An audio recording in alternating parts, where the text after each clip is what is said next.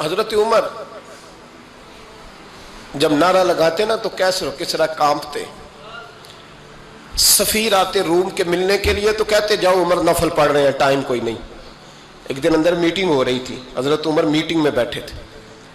آپ کے بیٹے ملنے آئے عبداللہ ابن عمر. ابا جی اندر آ جاؤ. فرمایا دروازے پہ کھڑا ہو، میں ضروری بات کر رہا ہوں، اندر نہ آنا. جناب عبداللہ ابن عمر کہتے ہیں میں دروازے پہ کھڑا ہو گیا. تھوڑی دیر گزری تو امام حسین بھی آ گئے. ایک حدیث میں ایک روایت میں امام حسن کا لفظ بھی ہے. امام حسین آئے، آ کے عبداللہ ابن عمر سے کہنے لگے عمر فاروق اندر ہیں؟ تو کہا وہ اندر تو ہے. تو کہا آپ کیوں دروازے پہ کھڑے ہیں؟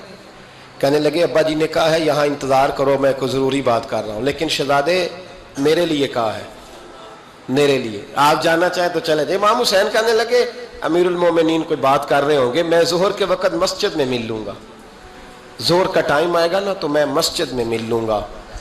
یہ کہہ کے چلے گئے. حضرت عمر باہر آئے تو حضرت عبداللہ ابن عمر سے کہا کہ کوئی آیا تو نہیں؟ عرض کی حضور حسین ابن علی آئے. حسین ابن علی. تو کہا اندر کیوں نہیں بھیجا؟ کہا میں نے کہا تھا بے شک چلے جائیں، لیکن وہ کہہ رہے تھے کہ میں ظہر کے وقت مسجد میں مل لوں گا. تو سیدنا عمر فاروق فرمانے لگے عبداللہ تجھے تیری مار ہوئے، حسین کو کیوں واپس بھیجا؟ پھر عمر دنیا داروں کے سامنے ڈٹنا، کھڑا ہونا عمر پہ ختم ہے، لیکن جو اندر کی بات ہے نا، روح کی، جو عقیدت کی بات ہے، جو وفا کا رشتہ ہے، اس کو کون سمجھے؟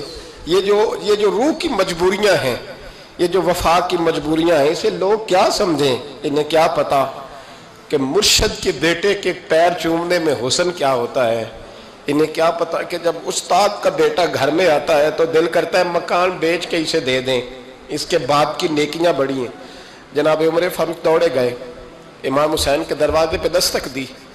امام حسین باہر. کہا شہزادے یار ملنے آئے تھے، بغیر ملے کیوں آ گئے؟ عرض کی کہ آپ مصروف تھے، آپ کے اپنے بیٹے بھی دروازے پہ کھڑے تھے تو میں واپس آ گیا. امام حسین کہتے ہیں عمر جذبات میں آ گئے، سر سے پگڑی گر گئی. کہنے لگے حسین میرے بیٹے کا اور حسین کا کیا مقابلہ؟ کیا اس کی ماں کا نام فاطمہ الزہرا ہے؟ کیا اس کی نانی کا نام خدیجہ الکبریٰ ہے؟ کیا اس کے نانے کا نام محمد مصطفیٰ ہے؟ اور پھر سر سے پگڑی اتری تھی، اپنے بال زور سے پکڑ لیے.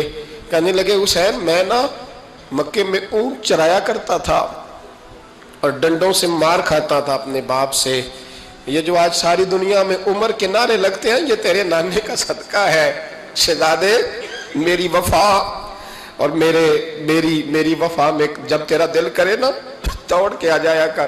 عمر تو لوگ. ایک دن امام حسین نے آ کے نا جناب فاروق اعظم سے کہا، خطبہ دے رہے تھے بچوں کی طبیعت شروع میں، پتہ نہیں کیا بات آئی امام حسین کے دل میں.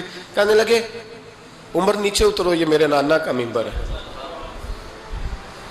تو حضرت سیدنا عمر سنو، کبھی میرا بھی بچہ آ جائے تو میں کہتا ہوں اس کو پکڑو یار، بچوں کو تو نہیں نا جمعوں میں مطلب ذکر کیا جاتا، اترنا میرے نانے کا ممبر ہے.